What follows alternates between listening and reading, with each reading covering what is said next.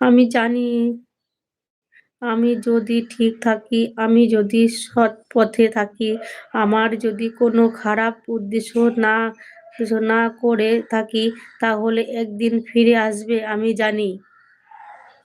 এটাই চিন্তা, এটাই ভাবো, ঠিক আছে? আর ফালতু টেনশন নেবে না, ফালতু চিন্তা করবে না।